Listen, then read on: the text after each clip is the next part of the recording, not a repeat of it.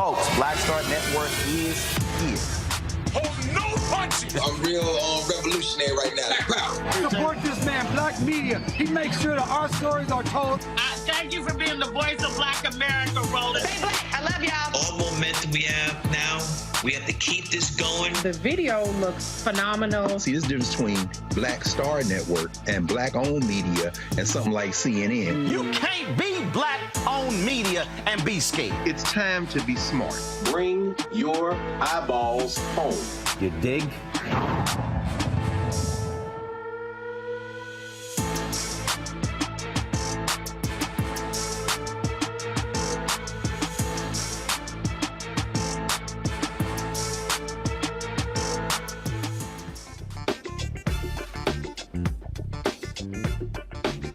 Today is Friday, September 22nd, 2023. Coming up on Roland Martin Unfiltered, streaming live on the Black Star Network. Georgia U.S. Senator Raphael Warnock will be in studio tonight talking about issues in the United States Senate. Democrats, how they're going to move an agenda forward when you have Republicans who can't get their act together in the House. We also will talk about a 2024 election, what African Americans should be doing when it comes to supporting Biden and Harris. I look forward to that conversation with my alpha brother. Mississippi Supreme Court says the state Republicans' attempt to create 4 unelected special circuit court judges in Jackson, Mississippi, of course, more than 70% black, is unconstitutional. I'll be joined by the Impact Policy Counsel for the Mississippi Center for Justice to discuss this court victory. 9 Memphis deputies are indicted for the beating death of an inmate, and the 5 former Memphis police officers accused of beating Tyre Nichols to death have a federal trial date. A new report uncovers the connection between Supreme Court Justice Clarence Thomas and a Koch brother, the Koch network. We'll talk about his connection and why Clarence Thomas is truly the most corrupt federal judge in America. Also, we had a great time at the Cincinnati Music Festival with Procter & Gamble. We'll show you some of that fun right here on the show. It is time to bring the funk. I'm Roland Martin Unfiltered on the Black Star Network. Let's go. Whatever the miss, he's on it. Whatever it is, he's got the scoop, the fact, the find. And when it breaks, he's right on time and it's rolling. Best believe he's knowing. Putting it down from sports to news to politics. With entertainment just for kicks, he's rolling. It's on go, roll, roll, y'all. It's Roland Martin, yeah. Rolling with Roland now. He's funk, he's fresh, he's real, the best, you know he's Roland Martin now.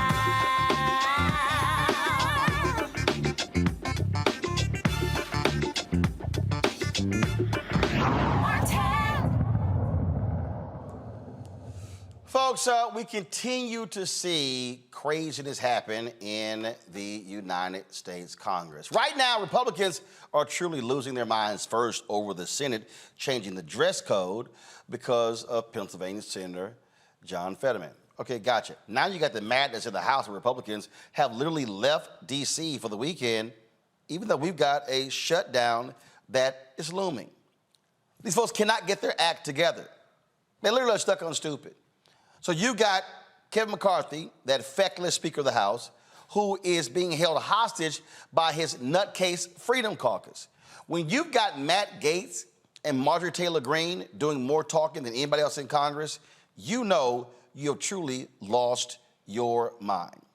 The question is, when they come back, what are Democrats going to do? Republicans are demanding massive cuts to the federal government.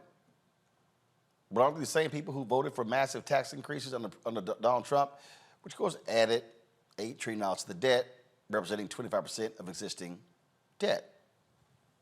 So what are they going to do? What should our reaction be?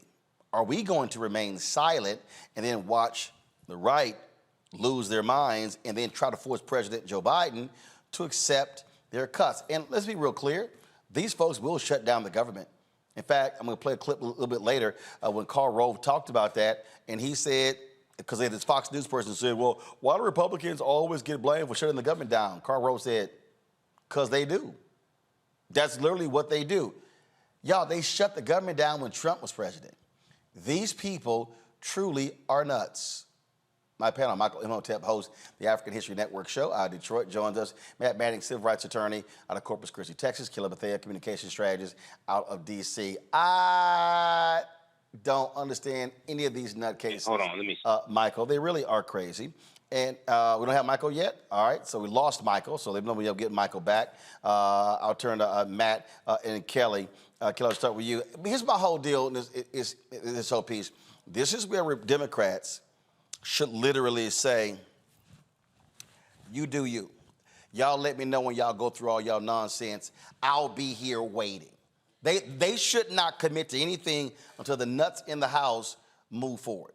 And my thing is, they fought so hard to get the majority. They fought so hard to keep power, Republicans, and then to use it or frankly abuse it in this manner in a way that does nothing for the American people, doesn't even do anything for their caucus or their own agenda. It is like they just thrive on chaos. They thrive on the misinformation and the uncertainties because the only way they can galvanize their base is if something is wrong and they can blame somebody else for it.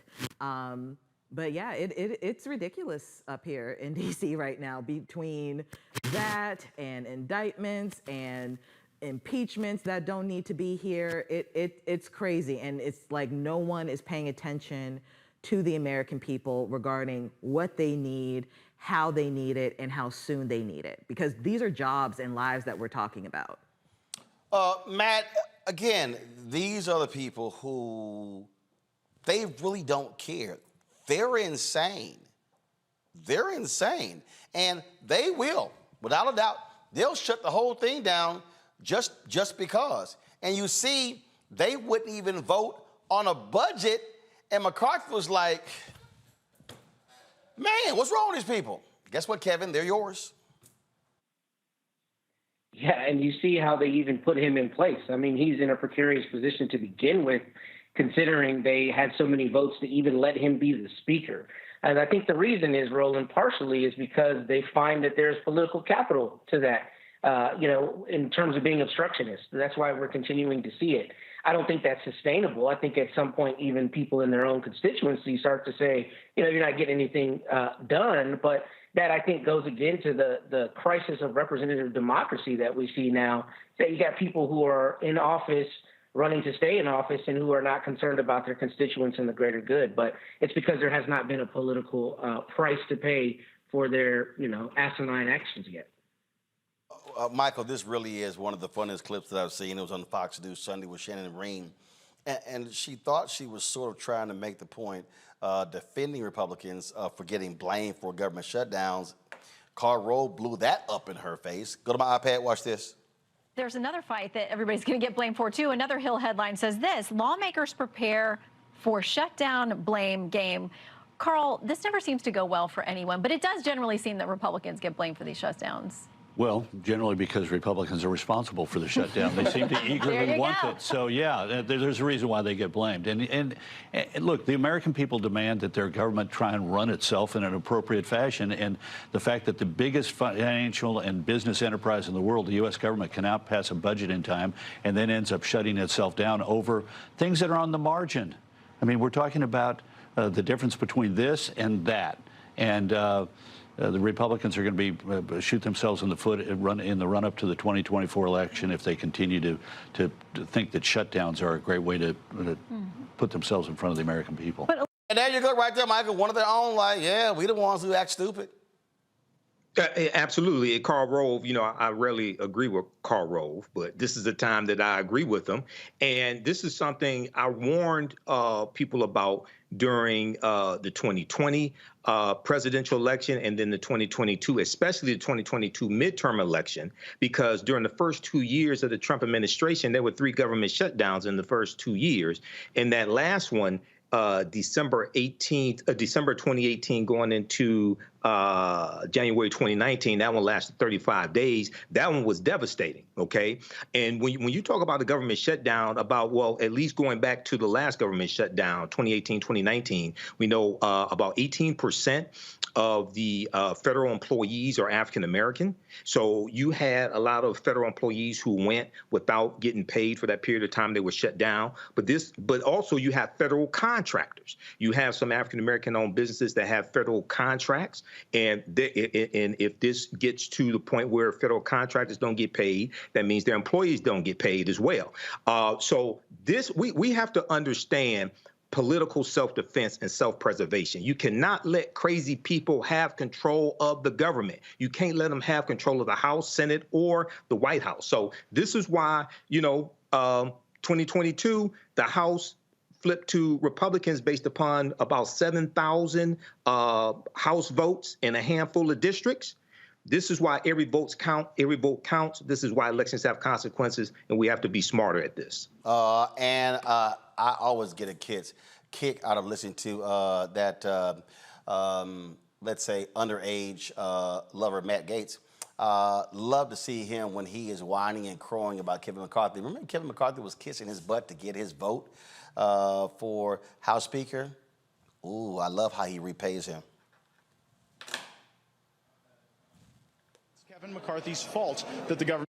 I believe the government is going to shut down. Yes, and it's Kevin McCarthy's fault that the government is going to shut down because we didn't move individual spending bills. We cannot blame the Democrats for having not done our job to comply with the coalition agreement that we made at the beginning of the year. That is the fault of the Speaker, and I believe that if he does not immediately remediate that, he will likely face a motion to vacate. I'm not for everyone. I get that. But a deal's a deal. And if Kevin McCarthy wasn't willing to honor the deal that he made to assume the speakership, then he should not have agreed to those terms. Inside Washington, D.C., people think they can just lie all the time with impunity and that no one's ever going to call them on their bullshit. But, Kevin broke this deal. And I intend to hold him to that deal or to hold daily votes on a motion to vacate. Yeah, I'm pretty frustrated. And I had so much hope when Speaker McCarthy made this agreement that we could turn this place around during both Republican and Democrat control. But instead, all we've gotten are lies and broken promises and failure and shutdowns. And while that may be Kevin McCarthy's legacy, it will not be mine. Yes, it will. Because you're a liar, too. Gotta go to the break. We come back. We're going to talk Mississippi, what's happening there when it comes to judicial races. Supreme Court, shocking 8-0 decision. We'll explain next. You're watching Roland Martin Unfiltered right here on the Black Star Network. I'm Deborah Owens, America's Wealth Coach. And on the next Get Wealthy, you'll meet Jandy Turner, who took her love of sports, expanded her network, and created a thriving business. I settled on developing a golf event planning business, which in and of itself has been very viable for me. One of the things that I've learned from producing hundreds, if not thousands, of golf tournaments is that business gets done on the golf course. All on The Next Get Wealthy, only on Black Star Network. Hatred on the streets, a horrific scene, a white nationalist rally that descended into deadly violence. White people are losing their damn minds. As an angry pro-Trump mob storms the U.S. Capitol, we've seen shooting. We're about to see the rise of what I call white minority resistance. We have seen white folks in this country who simply cannot tolerate black folks voting. I think what we're seeing is the inevitable result of violent denial. This is part of American history. Every time that people of color have made progress, whether real or symbolic, there has been what Carol Anderson at Emory University calls white rage as a backlash. This is the rise of the Proud Boys and the Boogaloo Boys. America, there's going to be more of this. Here's all the Proud Boys, guys. This country is getting increasingly racist in its behaviors and its attitudes because of the fear of white people. The fear that they're taking our jobs, they're taking our resources, they're taking our women. This is white fear.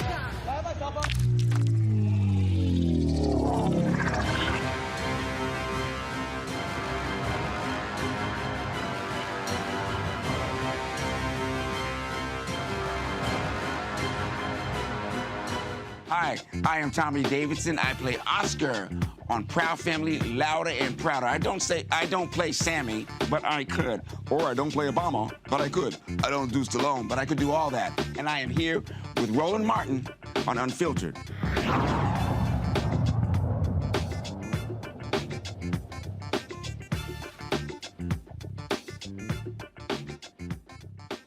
Folks, a surprise decision out of Mississippi where the Supreme Court there unanimously agreed that the attempt by Republicans to create 4 unelected special circuit court judges in Hinds County, where Jackson, Mississippi is unconstitutional. The 8 justices sided with the plaintiffs that HB 1020 Section 1 said that Section 1's creation of 4 newly appointed temporary special circuit judges in the 7th Circuit Court District for a specified almost 4-year term violates our Constitution's requirement that circuit judges be elected for a 4-year term. Blake Feldman is the Impact Policy Counsel from the Mississippi Center for Justice. Blake, glad to have you here. So here's the thing that people have to understand what's really going on. We're seeing this in other states as well. Republicans in Mississippi are using their supermajority to impose their will on Jackson, Mississippi. They hate the fact that it's Democrat. They hate the fact that it's 70% black. But what's hilarious is, without Jackson, a broke Mississippi is broker. Yeah, absolutely. There's been complete, Jackson was targeted in a way that we have not seen yet this past legislative session. This is a big win. The coalition that organized quickly when this bill and others were introduced this session were vindicated yesterday, and this is great, but no one is naive enough to believe that the legislature is done targeting Jackson, that it all of a sudden now will believe that black people should be entrusted with the same rights to vote, the same rights to self-determination. Jackson will continue to be targeted, but it's been really deprived and starved of resources for a few decades now by a majority white legislature and all white statewide elected officials, which is really unfortunate. It cripples the state. It hurts everyone. It hurts white and black Mississippians. But this mentality of black people should not be able to govern themselves in the same way that every other municipality in the state is allowed, in the same way that residents of every other county in the state are allowed. Hinds County and Jackson were treated in a very gross, unfair, and discriminatory way this past session. And we're not just talking about this bill. There's so many others. These are the same people who literally refused to. I mean, the governor, when he said he was treasurer, he was proud of not funding Jackson, Mississippi. And then they told Chokwe Lumumba, the mayor, okay, you actually think, because he told me the story, he's like, you actually think you're going to go to D.C. and get Biden to give you some money for the water system? Lumumba came here, got $600 million. And then when he got back, they were like, yeah, we're going to run the water system now. Exactly. We will not give you resources, then we will blame failures on you. If you are able to secure those resources, we cannot trust you to use those correctly, so we will use them, even though the state has no track record of doing things correctly. It's a very entrenched and sustained mentality of white supremacy that is just devastating to people in the community, which is why this bill of lies that the legislature tried to sell this past session with, this is to help the people of Jackson. The people of Jackson want solutions to problems that they're facing, but they do not want the state to dictate to them these non-solutions that were provided with these bills. This won't address anything. All that it does is take a little bit more power from black people and give it to the state and the statewide elected officials who happen to all be white. And what we're seeing here is, this is nothing new because it's happening in other states. I mean, in Texas, my home state, the Republicans passed a bill that says Secretary of State, if certain things happen, has the power to overturn the election only in Harris County. 254 counties in Texas, but they passed a bill against one county in Texas. And they've been targeting Harris County because it's a blue county.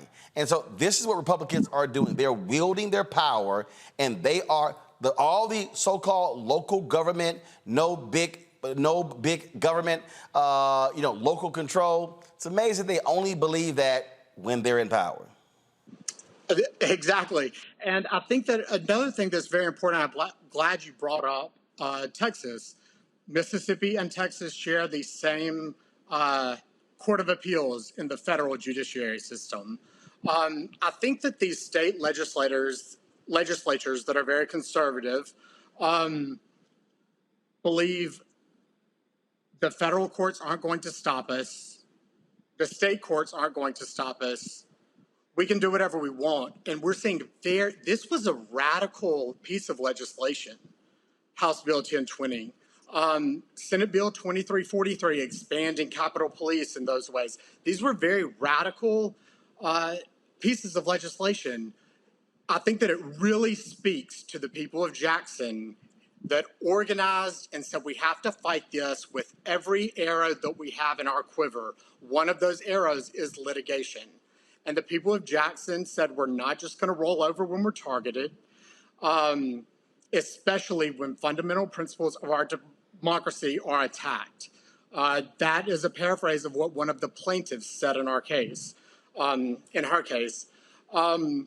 And people didn't think that we would get a decision like this, that the Mississippi Supreme Court would side with them, that when the Mississippi Constitution says that circuit judges are elected, shall be elected by the people in this state, it means what it says. But that's what they did. In an 8-0 unanimous decision, the Mississippi Supreme Court said, yes, the Constitution means what it says. These 4 appointments that are being forced onto the people of Hinds County, which would deprive them of the right to vote and choose their elected leaders of their courts, is unconstitutional. And it was struck down, and it really speaks to, because we're not done, and the community knows that we're not done. We will use every avenue available, and the people of Jackson will use every avenue available to demand equity and equal treatment from this state legislature. We appreciate it, man. Thanks a lot. Thank you. Matt, I want to go to you first. Look, I keep trying to explain to people, again, to all the people out there who sit on their asses and don't vote, this is what happens when you let people have total control, when you don't exercise your power. There are thousands of black people in Mississippi who are eligible to vote who do not vote. That's absolutely right. And it's also what happens when you don't hold politicians to account for what they say, even if they act hypocritically. I think you made a really astute point earlier. I mean, they crow, Republicans primarily, crow about local government and federalism and all of that stuff. And then you pass a bill where you basically want to divest the people of Jackson of that. That's an indefensible position. And that's something against what you said for all these years. And on top of that, to your point, I mean, not only is it about local control, but when you have 70% of the population is black and you want to create basically a conservatorship where white people get to decide what happens in those black people's lives and they have no meaningful say, I mean, that's abhorrent in 2023. And it's one of those things that only happens after you have seen fomenting of this kind of rhetoric, right? The kind of rhetoric, just like I actually spoke to, that black people can't take care of themselves and that we've got to take care of themselves. And, you know, they don't have the means of intelligently, pursuant to their Mississippi Constitution, electing the people who represent them. So this is why elections matter. And this is why holding politicians to account for what they say matters. Because if you're talking about local government and federalism and all these things, then you cannot pass bills that directly controvert that. And that's precisely what they intended to do here. But I am still concerned, Roland. I didn't hear if they're going to still create the district, how is that district or that circuit actually populated? I know that these judges have to be elected, but are those circuits going to be? They struck it down, but they did approve one of them. So again, it's sort of It's also a weird ruling there, but basically they got to go back to the drawing board for these 4 circuit judges because they're supposed to be like 3, it was supposed to be 4 terms, and so that's what's up with that one. Michael, I want to go to you on this because this is the thing, again, we're seeing this in Tennessee, we're seeing it in Texas. In Tennessee, they literally split Nashville into 4 different congressional districts. They try to take away the airport authority from Nashville. Republicans in Georgia have been trying to do the exact same thing. Our people need to understand, again, if we do not vote, what is happening? These Republicans are trying to, we may say, oh, hey, we got Democratic mayor. These Republicans are saying, no, we're going to control your city from the state capitol. Absolutely, and especially in the former Confederate states like Mississippi is, like Texas is, like Tennessee is. And, your guest mentioned the state constitution of Mississippi. That's the Mississippi State Constitution of 1890. And you don't have to read the whole thing, but if you understand it, they impose poll taxes, literacy tests, but also a felony disenfranchisement law. So that if you committed a felony or certain types of felony, you lost your right to vote for life. And all this was targeting African Americans. The presiding judge over the state convention, his name was Solomon Saladin Calhoun. He said, we came here to exclude the Negro. OK, and then when we look at Hinds County is 70%, more than 70% African American. So this is a continuation. OK, this is a continuation of what happened after Reconstruction ends and these voter suppression tactics that they keep playing. This is why we have to understand politics as well as history and vote not just for people who can do things for us, but also vote to stop people who are trying to do things to us. OK, so this is extremely important. Kelly. No, I agree with my panelists here. My main concern with this ruling, even though it was overturned, is that the court still emphasized that there's no constitutional impediment to what they did, meaning that they can do it again given they have exigent circumstances. And knowing how Mississippi's, they can absolutely more or less force an exigent circumstance upon Jackson, upon this county, to do what they just did. And that's still a problem. Just because it was overturned because of, some type of loophole doesn't mean it can't happen again by another loophole. So we still need to be aware, we still need to be proactive in this. And for Mississippians, vote. Make sure that you're holding your people accountable so that stuff like this doesn't happen again, and that y'all will actually vote judges in who can make sure that jurisprudence like this doesn't apply.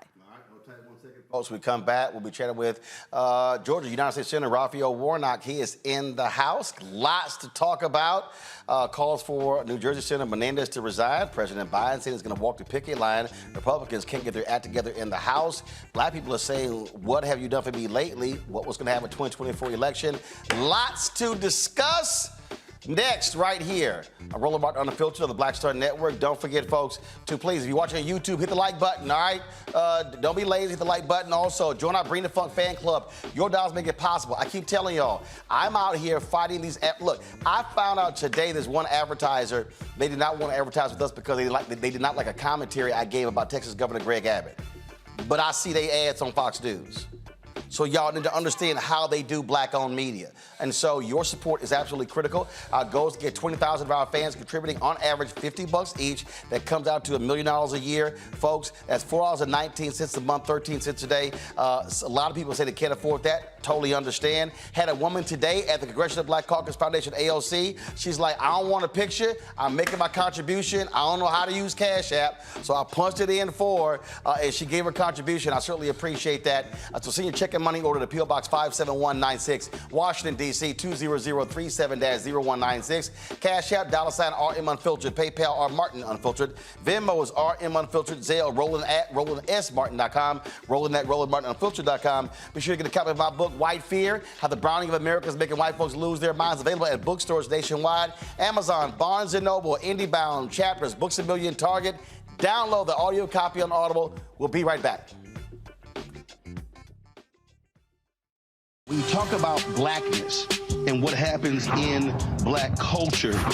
We're about covering these things that matter to us, speaking to our issues and concerns. This is a genuine people-powered movement. There's a lot of stuff that we're not getting. You get it, and you spread the word. We wish to plead our own cause.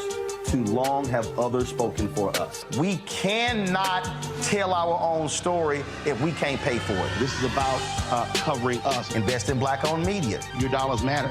We don't have to keep asking them to cover our stuff. So please support us in what we do, folks. We want to hit 2,000 people, $50 this month, raise $100,000. We're behind 100,000, so we want to hit that. Y'all money makes this possible. Checks and money orders go to P.O. Box 57196, Washington, D.C. 20037-0196. The Cash App is $RM Unfiltered. PayPal is R Martin Unfiltered. Venmo is RM Unfiltered. Zelle is roland@rolandsmartin.com. Next on the Black Table with me, Greg Carr. Democracy in the United States is under siege. On this list of bad actors, it's easy to point out the Donald Trumps, the Marjorie Taylor Greens, or even the United States Supreme Court as the primary villains. But as David Pepper, author, scholar, and former politician himself says, there's another factor that trumps them all and resides much closer to many of our homes. His book is Laboratories of Autocracy, a wake-up call from behind the lines. So these state houses get hijacked by the far right, then they gerrymander, they suppress the opposition, and that allows them to legislate in a way that doesn't reflect the people of that state. David Pepper joins us on the next Black Table, here on the Black Star Network.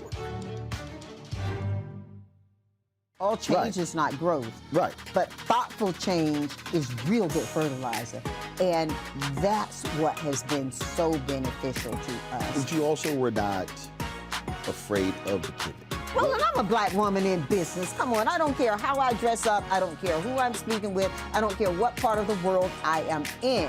I still am a black woman in business. Being afraid of the pivot, being fearful of change is not what got me here. Respectful of change, respectful of pivot, yeah. Fearful, no, no.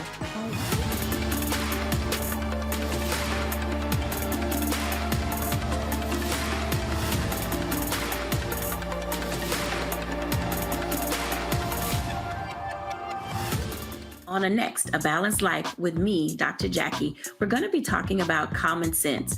We think that people have it, know how to use it, but it is something that people often have to learn. The truth is, most of us are not born with it, and we need to teach common sense, embrace it, and give it to those who need it most, our kids.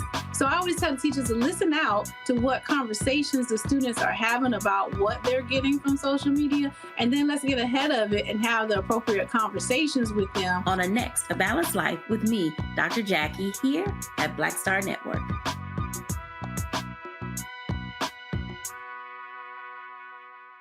Next on The Frequency with me, Dee Barnes, the amazing Drew Dixon. She gives us the details behind the HBO documentary that shed light on the alleged sexual assaults by Russell Simmons. And we're talking about the Netflix documentary, Ladies First, right here on The Frequency on the Black Star Network. I'm Faraji Muhammad, live from LA.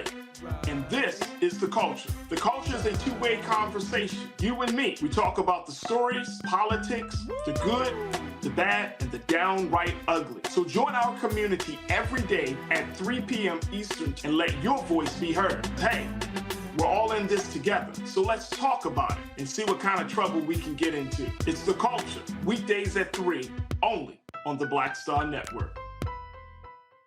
Hi, I'm Jo Marie Payton, voice of Sugar Mama on Disney's Louder and Prouder Disney Plus, and I'm with Roland Martin on Unfiltered.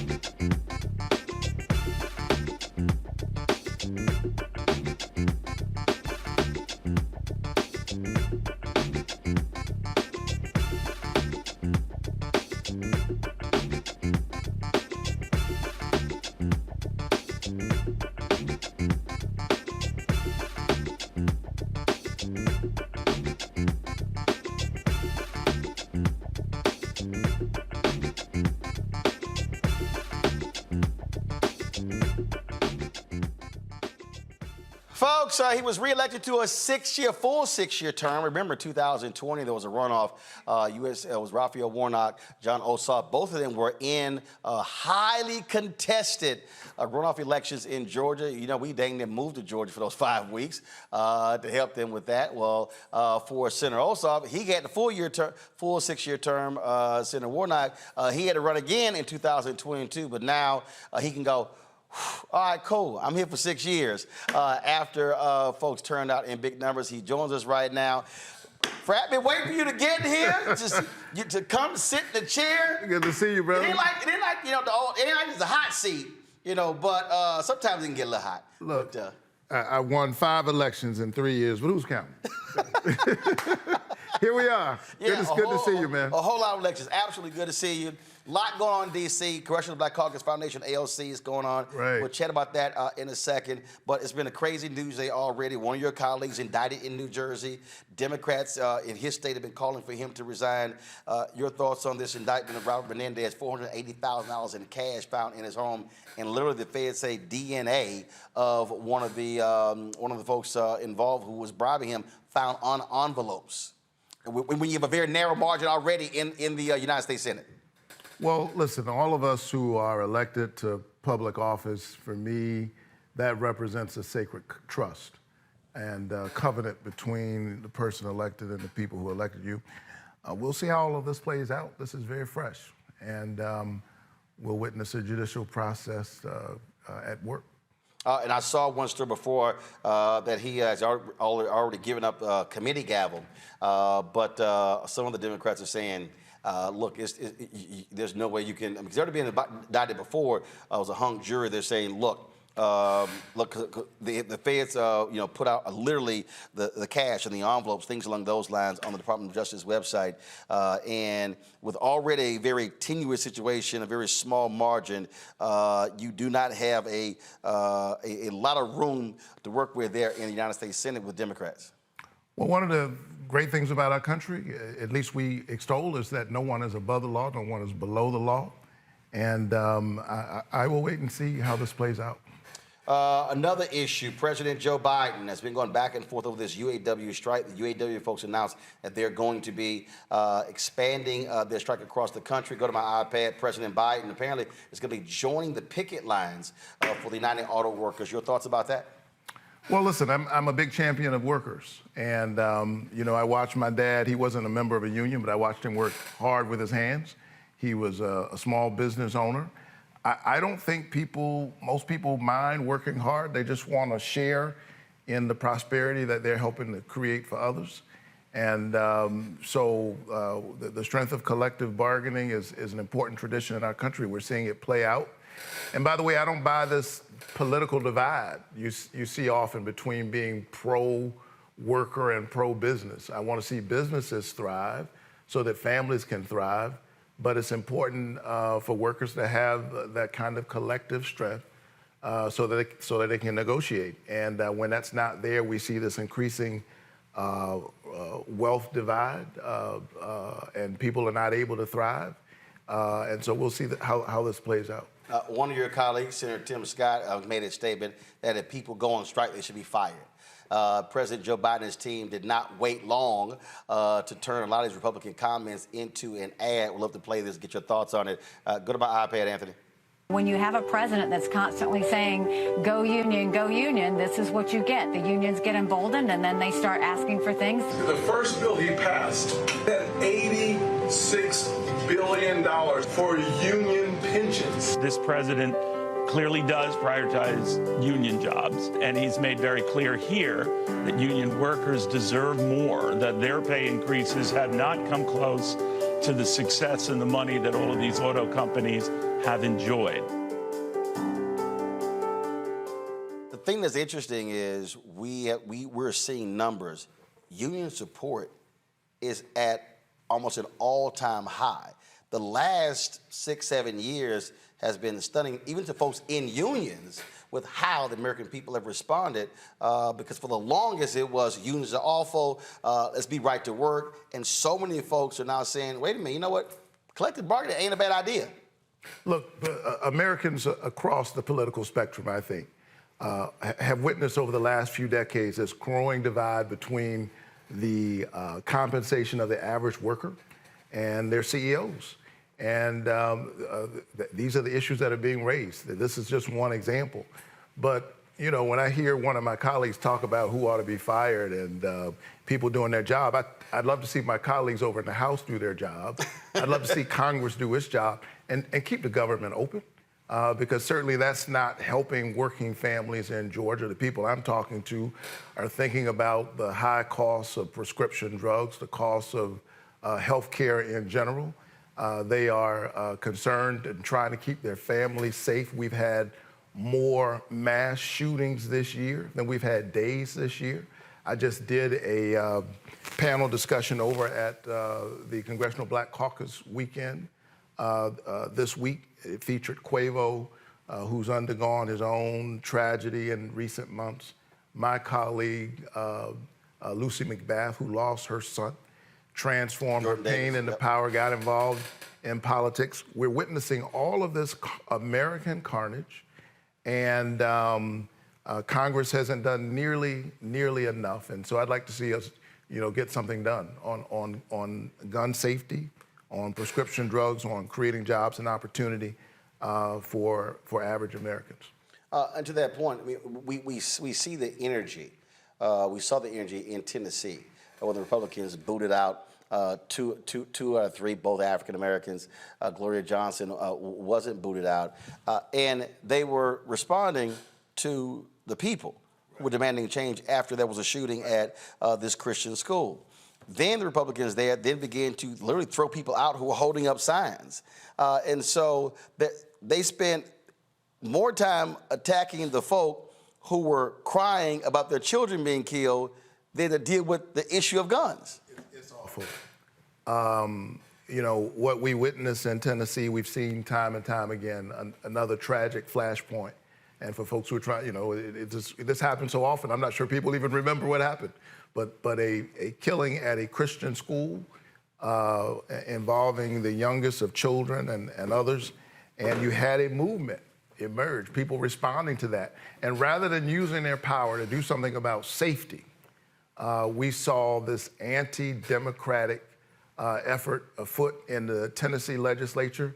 They threw these young legislators out. One of them visited my church in recent months, and I was certainly inspired by their leadership, by their voice. But we are seeing, Roland, this kind of assault, this unabashed, unembarrassed assault on our democracy from people who know that they're losing the argument. They're losing the argument on gun safety. They're losing the argument on reproductive choice. They're losing the argument on a whole range of issues.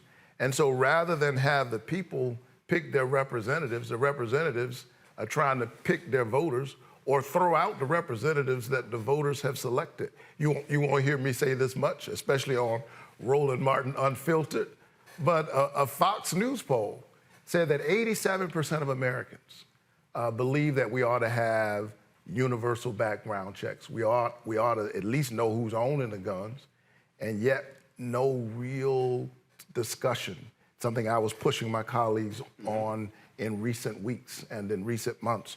No real conversation about that. As divided as the country is, I don't think the people are as divided as is reflected in the politics. And that's a democracy problem. And the Congressional Black Caucus, whose weekend I chair this year, has always been at the center of that conversation. We've got to do something about all these issues, but I think job one is fighting for the democracy itself. And I do think that Black people, given our history, given our struggle, just to have our humanity acknowledged, to have our voices heard, have always had a special role to play in that. And I'm proud to be a part of a movement that centers racial equity, but is multiracial in its expanse and is focused on giving the people their voice back in their own democracy. Talked about the CBCF. I moderated a panel today with Congressman Hank Johnson about expanding the courts. And what he argued is that, first of all, we've expanded the courts before. They did not begin at 9. The country has changed. We look at the circuit courts that changed as well. Do you believe there should be an expansion of the Supreme Court when we look at a lot of these critical issues first? And then got to get your thoughts on should there be ethics reform? There's a new story from ProPublica about Clarence Thomas literally participating in Coke Network fundraisers. Republican judges are saying that absolutely crosses the line. A Supreme Court justice should not be attending fundraisers for right-wing conservative groups. Well, sadly, the Republican leader certainly believes in expanding the courts. He's perhaps the only living senator who's actually done it. But certainly there ought to be ethics and accountability in the courts. I mean, this is a foundation of what it means to live in a democracy. We are watching what's happening in the Supreme Court. Clearly, it seems to me there is not a willingness to hold themselves accountable. So we've got to do something, I think, at the congressional level to push ethics reform. Whether you are elected to office or you're serving on the court, people have to know. I mean, this is how the democracy works. People have to know that decisions are being made and that it's not one's own self-interest that's guiding those decisions. Like private plane rides and yacht rides and your wife getting several $100,000 from these conservative groups. The influence of dark money, I think we are witnessing, whether we're talking about Supreme Court justices who seem to be enjoying themselves in ways that are quite interesting if you talk to the average American, or you're talking about the outsized influence of dark money influencing something like the debate around gun safety. Again, there's movement on this issue in the public. Right. And I think what your viewers and others ought to be asking is, if there's movement in the public on this issue, even among Democrats and Republicans, why isn't there movement in the highest levels of our government? And that's because of the outsized impact of dark money in our politics, because of racial and partisan gerrymandering, people who are in districts and the only thing they're worried about is being challenged by somebody more extreme than them.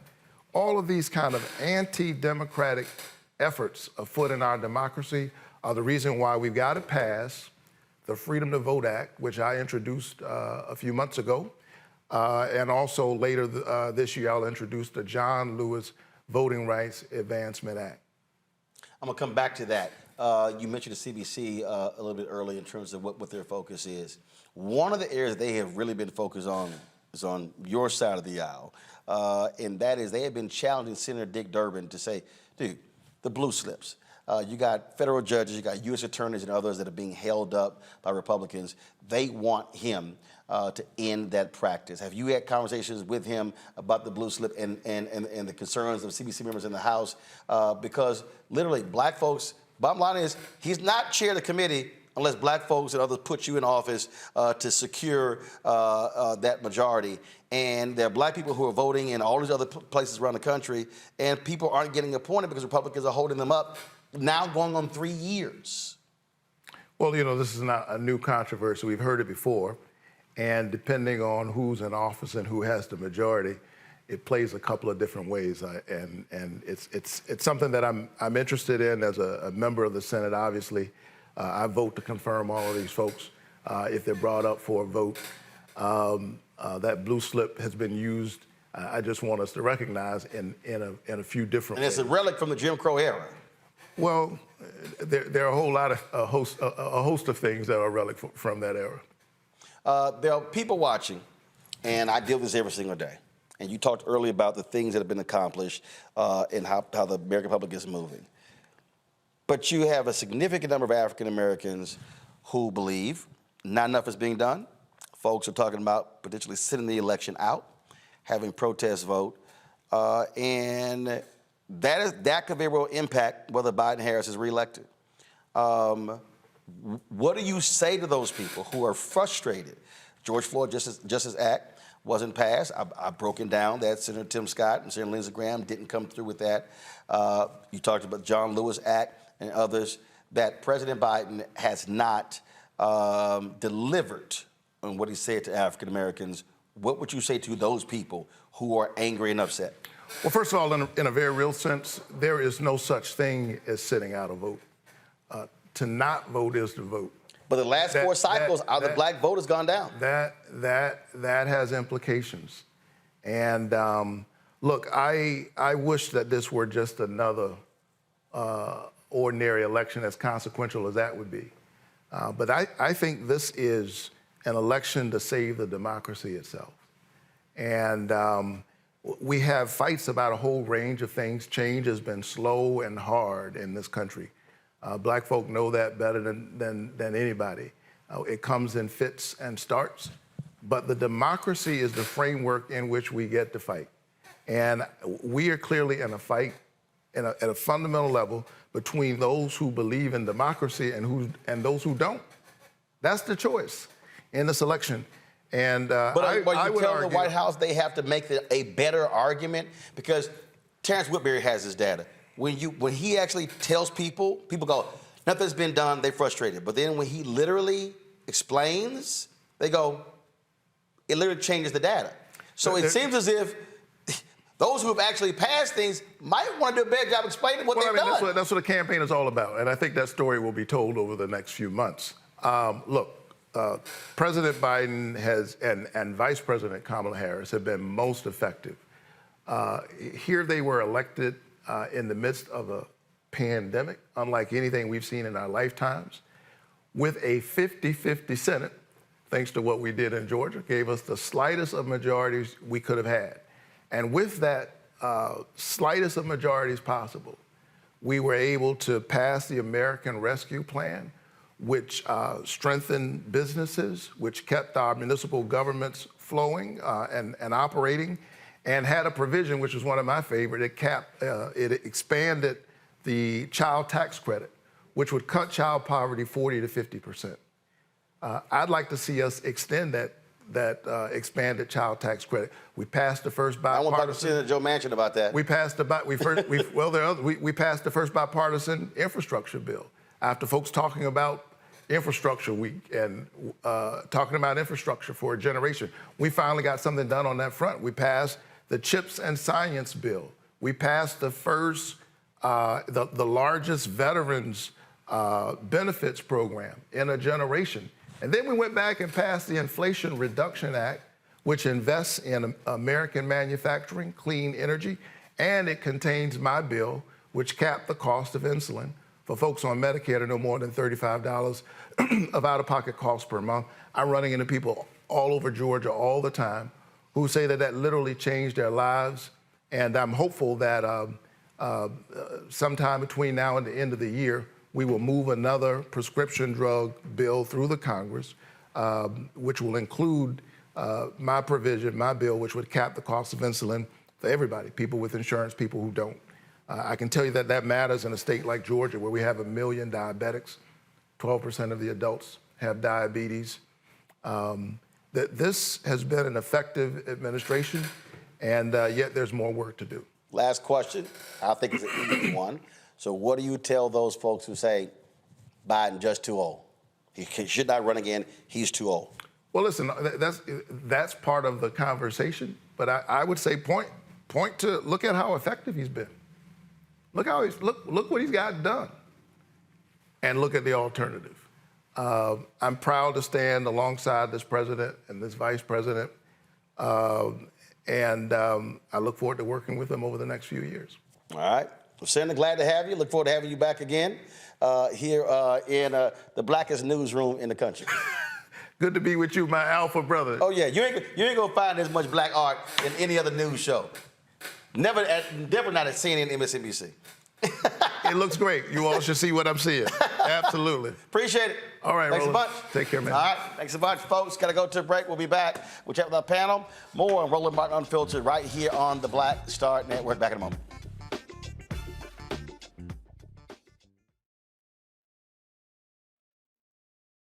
All change is not growth. Right. But thoughtful change is real good fertilizer. And that's what has been so beneficial to us. But you also were not afraid of the pivot. Well, and I'm a black woman in business. Come on, I don't care how I dress up. I don't care who I'm speaking with. I don't care what part of the world I am in. I still am a black woman in business. Being afraid of the pivot, being fearful of change is not what got me here. Respectful of change. Respectful of pivot, yeah. Fearful? No, no.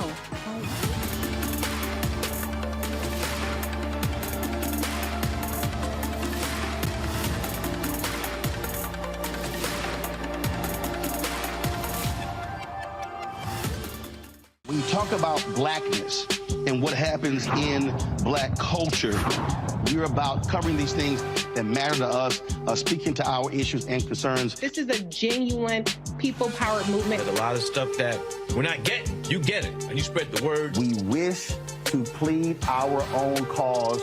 Too long have others spoken for us. We cannot tell our own story if we can't pay for it. This is about covering us. Invest in black-owned media. Your dollars matter. We don't have to keep asking them to cover our stuff. So please support us in what we do, folks. We want to hit 2,000 people, $50 this month, raise $100,000. We're behind 100,000, so we want to hit that. Y'all money makes this possible. Check some money orders. Go to P.O. Box 57196, Washington, D.C. 20037-0196. The Cash App is $RM Unfiltered. PayPal is R Martin Unfiltered. Venmo is RM Unfiltered. Zelle is Roland@RolandSMartin.com. On the next, A Balanced Life with me, Dr. Jackie, we're going to be talking about common sense. We think that people have it, know how to use it, but it is something that people often have to learn. The truth is, most of us are not born with it, and we need to teach common sense, embrace it, and give it to those who need it most, our kids. So I always tell teachers to listen out to what conversations the students are having about what they're getting from social media, and then let's get ahead of it and have the appropriate conversations with them. On the next, A Balanced Life with me, Dr. Jackie, here at Black Star Network.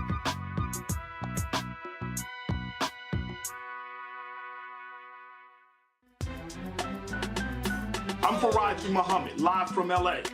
And this is The Culture. The Culture is a two-way conversation. You and me. We talk about the stories, politics, the good, the bad, and the downright ugly. So join our community every day at 3 p.m. Eastern and let your voice be heard. Hey, we're all in this together. So let's talk about it and see what kind of trouble we can get into. It's The Culture. Weekdays at 3, only on the Black Star Network.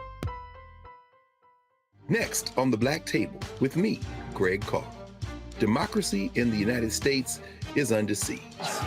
On this list of bad actors, it's easy to point out the Donald Trumps, the Marjorie Taylor Greens, or even the United States Supreme Court as the primary villains. But as David Pepper, author, scholar, and former politician himself says, there's another factor that trumps them all and resides much closer to many of our homes. His book is Laboratories of Autocracy, a wake-up call from behind the lines. So these state houses get hijacked by the far right, then they gerrymander, they suppress the opposition, and that allows them to legislate in a way that doesn't reflect the people of that state. David Pepper joins us on the next Black Table, here on the Black Star Network. What's up, everybody? It's your girl, Latasha from the A. And you're watching Roland Martin Unfiltered.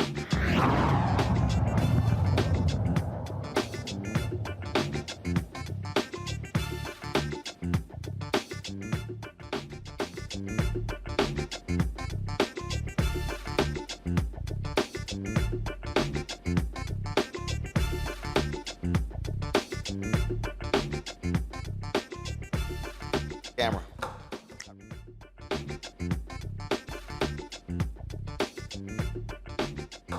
All right, let's go to our panel. We'll talk about that conversation with Senator Raphael Warnock, Matt Manning.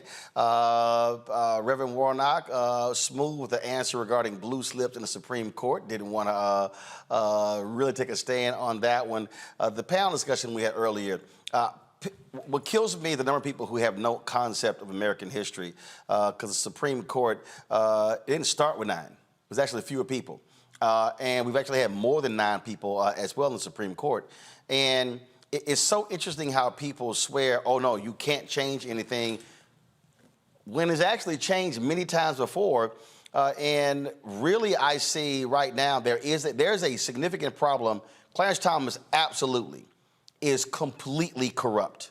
When you see that ProPublica story where now attending Coke Network fundraisers, his wife getting money essentially under the table, you can't tell me she's not having conversations with him about Supreme Court cases, flying on private jets, yacht rides, things along those lines.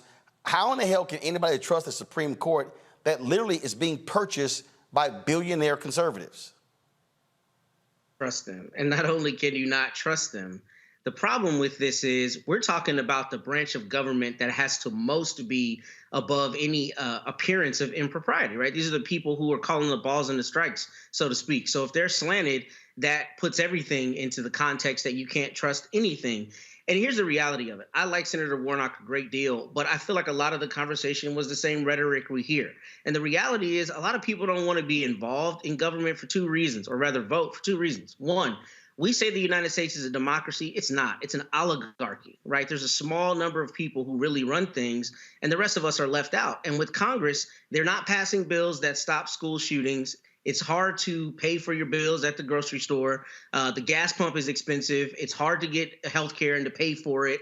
So on the ground, I feel like your average American feels like their concerns are not really being met because all we see is political pageantry. And I say all of that to say the same is the truth with the Supreme Court. Now, if you look at the way our government was founded, the Supreme Court was never intended to be the strongest branch. In fact, one of its first major decisions gave it the power to do what it does now, which is review the constitutionality of the laws. So for them to be very clearly slanted, we obviously need to change something and we need to do something differently, particularly where that branch has developed the outsized power to decide on the ground what happens to our lives, right? The healthcare decisions we can make, who we can marry, where we can live, all these kinds of things are in their hands. So when you have somebody who is very clearly slanted one way, then you cannot expect that there's ever going to be a fair shot when you come up to argue. And you're not wrong. There's no way that Ginny Thomas is not talking to him about the cases coming before him, as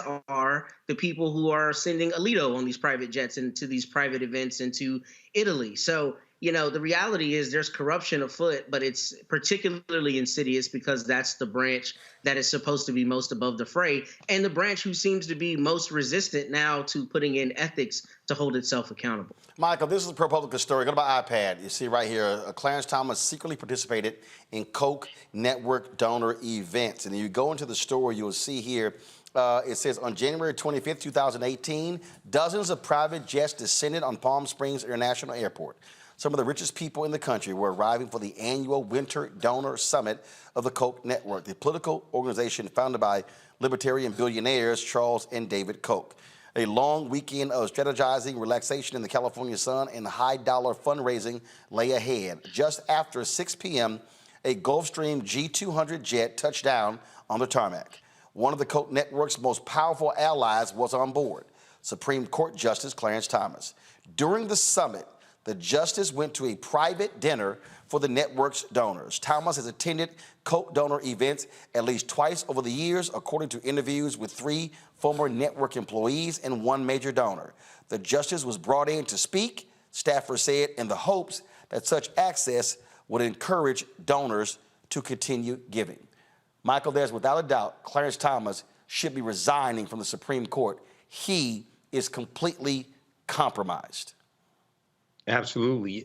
Yes, he should resign. But also, we have to really connect the dots with this and understand the role that Leonard Leo plays, understand the role that not just the Koch brothers, but when you look at somebody like Mitch McConnell, who blocked 103 federal judge nominations from President Barack Obama after Republicans took back control of the Senate in 2014. And then Mitch McConnell blocked Merrick Garland, who was Obama's Supreme Court nominee in 2016. And, there's talk back and forth about expanding the courts, things like this. But what was really, really important for people to understand is that Donald Trump got 3 Supreme Court justice nominations. confirmed, okay? These are conservatives, and this is one of the reasons why you have so many people sticking with Trump, because he said he would only nominate Supreme Court justices who would overturn Roe versus Wade. He basically got that done. And we have to understand what happens, why voting for president is so important, but also the Senate, because the president nominates federal judges and Supreme Court justices, which right now are lifetime appointments, but the Senate confirms them, okay? So a lot of people don't understand how all these dots are connected, and they keep seeing these negative things taking place. This is not as difficult to remedy as many people think. We got to vote better people in the office and vote more competent people in the office and vote criminals out of office, regardless of whether they're Democrat or Republican. Kelly, look, when I asked the senator specifically about obviously expanding the courts, but also what's happening with Senator Dick Durbin, the bottom line is this here. Democrats don't necessarily want to, take fire at their own, but the CBC has been very, very clear about Senator Durbin, saying, man, look, we put you in power. The voters put you in power. How are you letting Republicans still dictate with this old blue slip practice? Democrats are afraid to do anything because, what happens when we're not in the majority and they are? Well, hell, Senator Lindsey Graham did the exact same thing. So this is the thing that drives me crazy when it comes to Democrats. Republicans flex power. They use power. They wield power. Democrats, I don't know if we want to really do that because, what might happen if we don't have the power? You deal with that when you don't have it. Facts. Right? My issue with this is the fact, like you said, when Republicans have power, they wield it. The irony is, if Democrats wielded their power, they would be 10 times more powerful than Republicans have ever been. We always tout the mantra that Democrats are the big tent party. Well, how about we actually leverage the fact that we're the big tent party, and if people don't want to be part of the big tent, risk it. We're still going to be a big tent, and we're still going to have 10 times more power than the Republican Party because we are so diverse, because we have this marketplace of ideas within the party that we can leverage to get even more of what we need across the board. But because we are so scared of looking like Republicans, which frankly at this juncture is impossible unless you want to be racist and monolithic too, just leverage it. And what I liked about being in CBC, ALC this week is seeing all of these congressmen, all of these powers that be in rooms with solutions. We actually got to see what the big tent looks like and what the ideas are in this big tent. And all we need to do is leverage it well enough for it to actually be realized. All right, hold on a second, folks. We come back. What the hell is going on in Memphis? First, the cops who killed Tyre Nichols, and now we got these folks in the jail who are awful there as well. My God, Memphis, really? We'll discuss that when we come back right here on Roland Martin Unfiltered on the Black Star Network. You two folks, hit that like button. I see y'all commenting. Hit the like button. Also, your donations are critically important to our survival. It's important for you to support us in what we do. I purposely am not charging people to be subscribers because we want our information to be available. I can't tell y'all how many people have been stopping me at Congressional Black Caucus Foundation, AOC, saying they watch the show, they appreciate the show. Young people, older people. I've had college students. And so don't think for a second that we're not having an impact. In fact, I got a post from a woman in Henderson, North Carolina. She hit me on Instagram. And she said to me that she is running for city council in Henderson, North Carolina because of what she learned watching this show. She said, please keep teaching young folks like me. Folks, though that is a reality of what's going on. Send your check and money order to P.O. Box 57196, Washington, D.C. 20037-0196. Cash App is $RM Unfiltered. PayPal are Martin Unfiltered. Venmo is RM Unfiltered. Zelle, Roland at RolandSMartin.com, Roland at RolandMartinUnfiltered.com. And of course, be sure to get a copy of my book, White Fear, How the Browning of America is Making White Folks Lose Their Minds. And, of course, download the Black Star Network app, Apple phone, Android phone, Apple TV, Android TV, Roku, Amazon Fire TV, Xbox One, Samsung Smart TV. We'll be right back. I'm Deborah Owens, America's Wealth Coach. And on the next Get Wealthy, you'll meet Jandy Turner, who took her love of sports, expanded her network, and created a thriving business. I settled on developing a golf event planning business, which in and of itself has been very viable for me. One of the things that I've learned from producing hundreds, if not thousands, of golf tournaments is that business gets done on the golf course. All on The Next Get Wealthy, only on Black Star Network. Next on The Frequency with me, Dee Barnes, the amazing Drew Dixon. She gives us the details behind the HBO documentary that shed light on the alleged sexual assaults by Russell Simmons. And we're talking about the Netflix documentary, Ladies First, right here on The Frequency on the Black Star Network. Next on the Black Table with me, Greg Carr. Democracy in the United States is under siege. On this list of bad actors, it's easy to point out the Donald Trumps, the Marjorie Taylor Greens, or even the United States Supreme Court as the primary villains. But as David Pepper, author, scholar, and former politician himself says, there's another factor that trumps them all and resides much closer to many of our homes. His book is Laboratories of Autocracy, a wake-up call from behind the lines. So these state houses get hijacked by the far right, then they gerrymander, they suppress the opposition, and that allows them to legislate in a way that doesn't reflect the people of that state. David Pepper joins us on the next Black Table, here on the Black Star Network.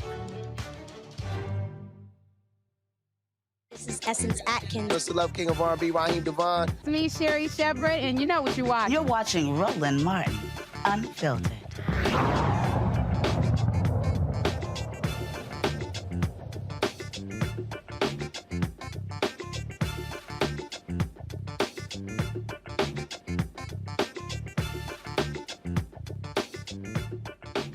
Nine Memphis jail deputies are with the, have been charged. First of all, they're in jail with the death of a black man who died in custody nearly a year ago. 33-year-old Gershon Freeman died inside the Shelby County Jail after an encounter with jailers on October 5th, 2022. According to an autopsy, Freeman suffered cardiac arrest while he was restrained. His manner of death has been classified as a homicide. Stevan Jones and Courtney Parham are charged with second-degree murder and aggravated assault in concert, resulting in death. Second-degree murder and aggravated assault in concert, resulting in death. Damian Cooper, Ebony Davis, Larico Elliott, Anthony Howell, Chelsea Duckett, and Jeffrey Gibson are facing one charge of aggravated assault in concert, resulting in death. The ninth jailer has not been identified. A May 2024 federal trial date has been set for the 5 former Memphis cops accused of the fatal beating of Tyre Nichols. Attorneys for Tadarius Bean, Demetrius Haley, Emmett Martin, Desmond Mills, and Justin Smith agreed on the May 6 trial date. The trial is expected to take 8 or 9 days for all 5 officers. The former MPD officers were indicted by a federal grand jury last week, charging them with depriving Tyre Nichols of his rights following a traffic stop that led to his death. Nichols died 3 days after being punched, kicked, and hit with a baton by the officers during a traffic stop. These officers face state charges, including second-degree murder as well. They pleaded not guilty. Matt, this is, I mean, this is absolutely crazy. And I've said repeatedly how the Department of Justice has been very aggressive in going after wardens and jailers and the kind of stuff with these correction officers. And, you know, people act as if, man, this is no big deal. These are just folks who are in jail. No, this is serious. This is major. And there should be a massive crackdown on these thug jailers. Yeah, you know, this is particularly timely today because today I had a conversation with an expert that I hired in an excessive force case, a former chief of police.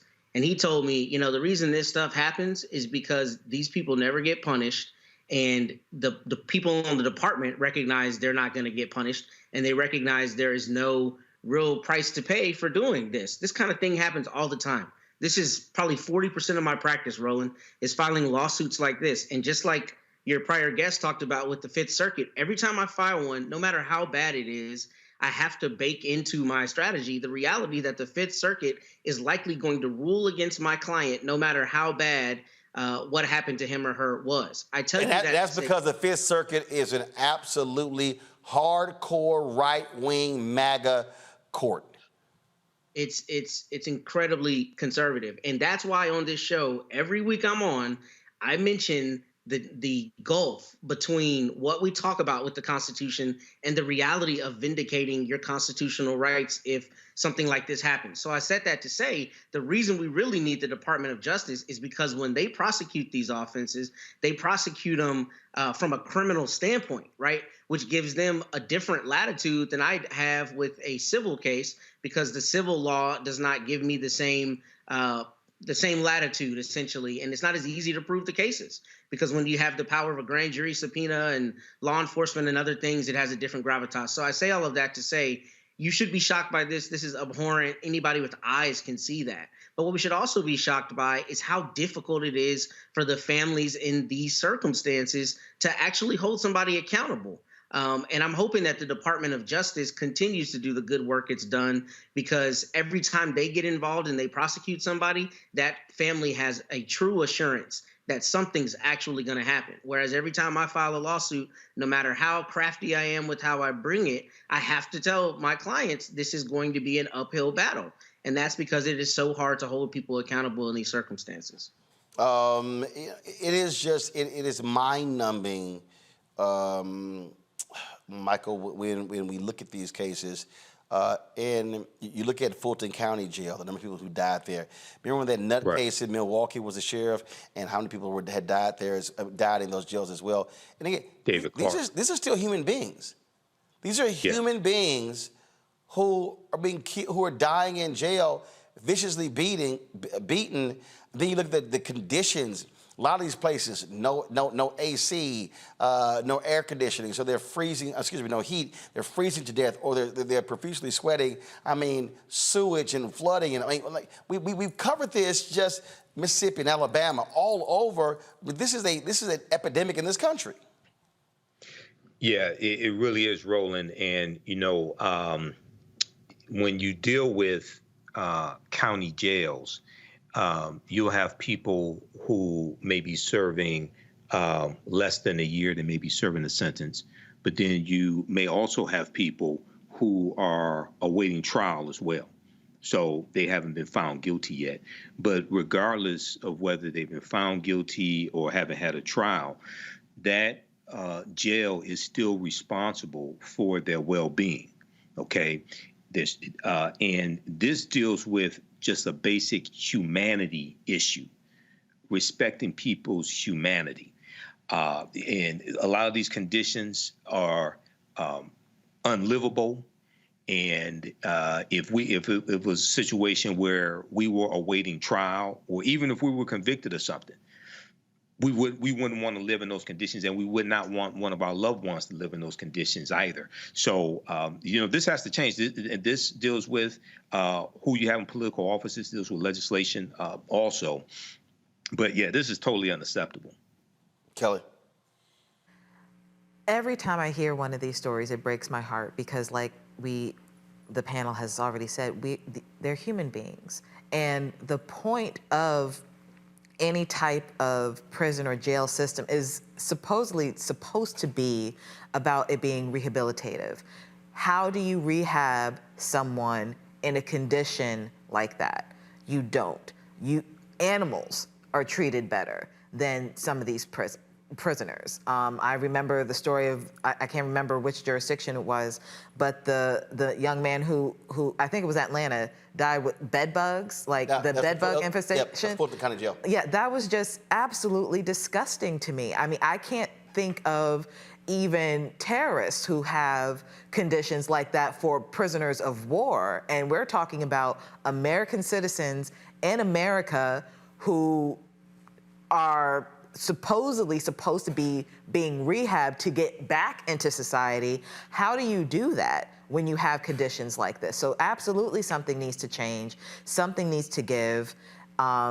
because this is absolutely an injustice system with things the way they are as it stands. Oh, that's exactly what it is. All right, folks, we appreciate it. Kelly, thanks a bunch. Michael, thanks a bunch. Matt, thanks a bunch. Folks, when we come back, just a little some of the fun we had with Procter & Gamble at the Cincinnati Music Festival. We'll have that for you next right here on Roland Martin Unfiltered on the Black Star Network.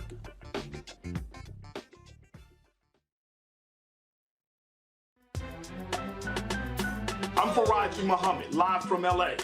And this is The Culture. The Culture is a two-way conversation. You and me. We talk about the stories, politics, the good, the bad, and the downright ugly. So join our community every day at 3 p.m. Eastern and let your voice be heard. Hey, we're all in this together. So let's talk about it and see what kind of trouble we can get into. It's The Culture, weekdays at 3, only on the Black Star Network. Next on The Frequency with me, Dee Barnes, the amazing Drew Dixon. She gives us the details behind the HBO documentary that shed light on the alleged sexual assaults by Russell Simmons. And we're talking about the Netflix documentary, Ladies First, right here on The Frequency on the Black Star Network.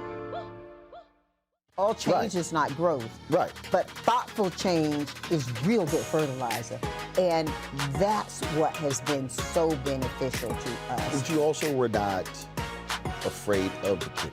Well, and I'm a black woman in business. Come on, I don't care how I dress up. I don't care who I'm speaking with. I don't care what part of the world I am in. I still am a black woman in business. Being afraid of the pivot, being fearful of change is not what got me here. Respectful of change. Respectful of pivot, yeah. Fearful? No, no.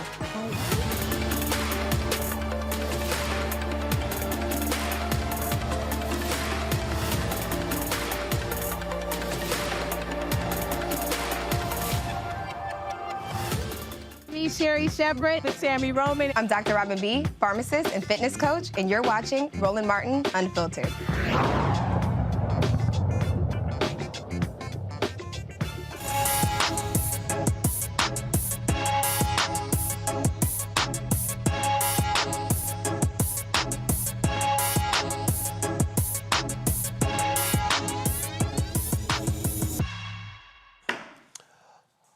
Folks, when we were in Cincinnati for the music festival, we went to several of the P&G activations, had a lot of fun at one of the activations where they were focused on kings and queens. Check it out. All right, folks, Roland Martin here. So all around Paycor Stadium, P&G, they've got numerous activations. And so this is their kings and queens activation. So let's go in and check it out, see what they got over here. All right, so here we go.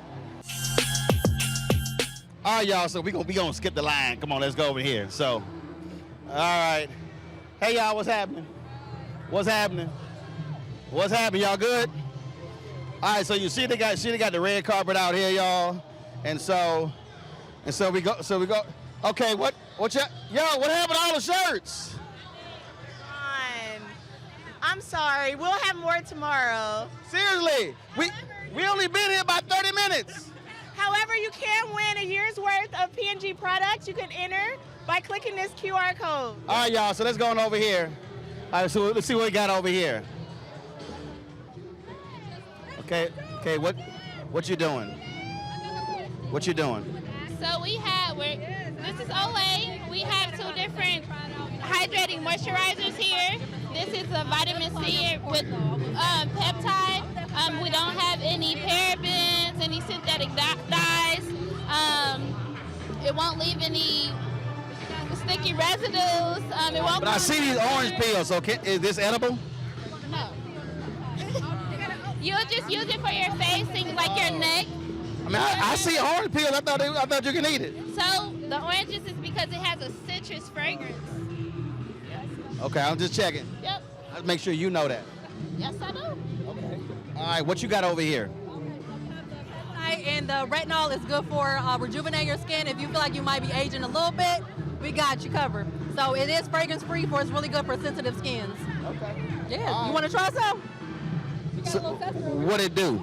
It rejuvenate the skin, so we feel like you. Let's see if you can First of all, I got good DNA. You do. I see you. I'm just saying for your friends that may not. I don't know. I got good DNA. That's good to know. I'm fully rejuvenated. Okay, come on. What you gonna do? So go ahead and get you a tester. We're gonna put it on the back of your hand. And you tell me what you think. I thought it was for the face. You can, but right now just try it on your hand just to test it out.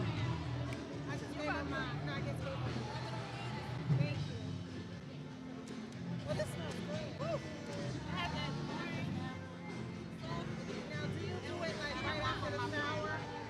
Woo. Ooh, I feel rejuvenated. I know. She ain't got no sense. So, whole point is here, you just sit in the chair. You got, of course, a hashtag of feels like CMF. Then you got the concert in the background here. And so you see the folks over there, you see they taking photos over there. And you see what the whole look is like. Remember, you used to go to the club and they had the wicker chair? That's what this feels like. So I might need one of these for the house, but we got a big problem. First of all, this chair is purple and gold. I am an alpha, black and old gold. These are mega colors. So I'm gonna have to talk to the P&G people. Next year, we gotta have black and gold chairs. We can't have this purple and gold. That ain't gonna happen, okay? I just wanna let y'all know. All right, y'all, so here's the deal. I'm about to get up, but to go over here to the Old Spice booth. So let's see what they got over here.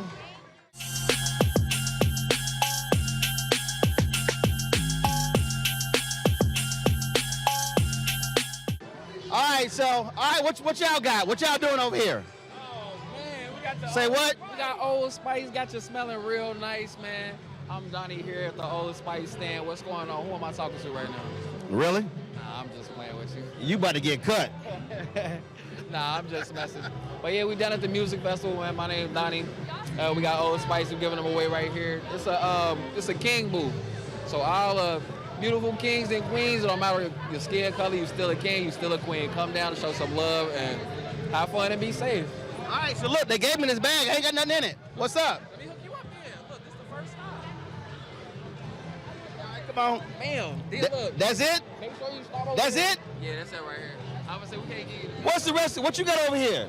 Y'all got more exfoliate. Is that the Dion Cole special? Yeah. So what is that? This is the new gentleman's blend that you can find inside of Kroger's. Old Spice Gentleman's Blend. Yes, sir. If you could smell this through the microphone, he'll tell you right now how it smells. All right. Smell pretty good, right? Then we got the 2-in-1. We got the face wash, and then we also got the body wash as well. This got the little bit of oatmeal smell in it.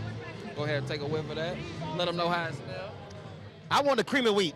I heard that. But yeah, that's all we got right here so far. Cool. All right, Donnie.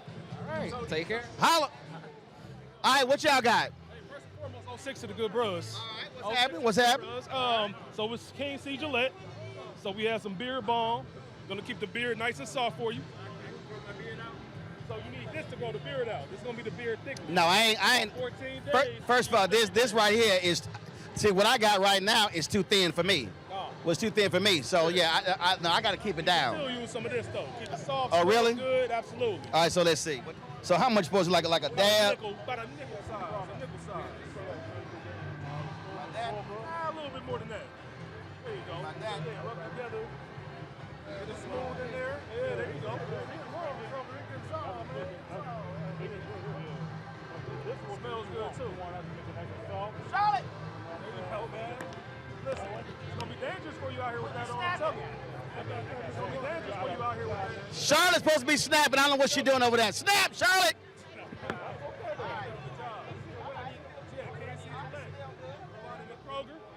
All right, now what's that? That's a beard comb. See, you ain't. Yeah, see, I can't have it thick. Nah, but don't worry, I got you. I can't do that, James Hart. I got you though. I got one right here. It's a nice little product. Keep it smooth.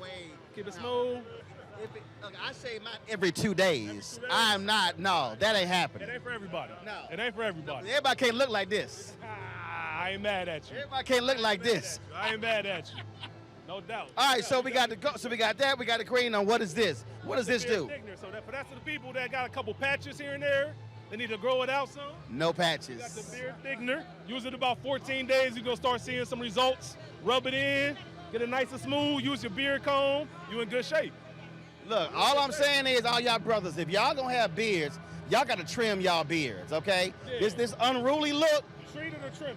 One of the I two. can't deal with that. Treat it or trim it. One of the two. And here's the other thing for me, I shave your neck. I cannot deal, I can't handle hair on the neck. Oh, man. No, I can't. Dang, man. Come on. Literally, every other day, boom, it got to go. Hey, there you go. It works for you.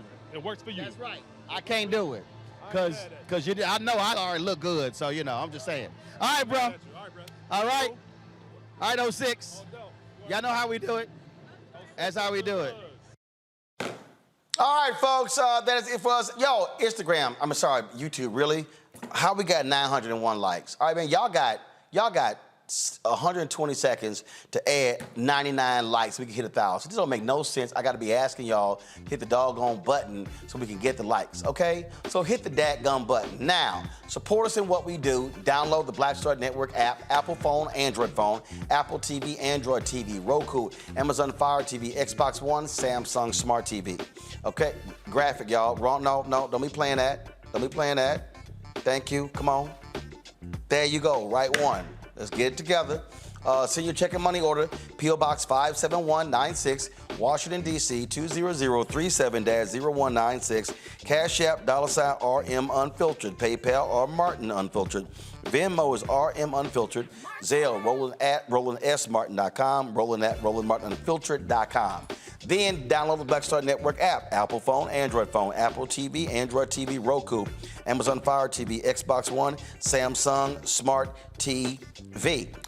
You can also, of course, be sure to get my book, White Fear, How the Browning of America is Making White Folks Lose Their Minds, available at bookstores nationwide. Don't forget, you can also watch our 24-hour, 7-day-a-week streaming channel on Amazon News. Go to Amazon Fire, go to Amazon News, and you can check it out. Or tell Alexa, play news from the Black Star Network, and the audio will play. You can also watch our 24-hour streaming channel on Plex TV. That's right. Go to Black Star Network, search for that, or go to Live TV, News and Opinion. All right, folks, that is it. I'll see you guys on Monday on Roland Martin Unfiltered on the Black Star Network. Holla!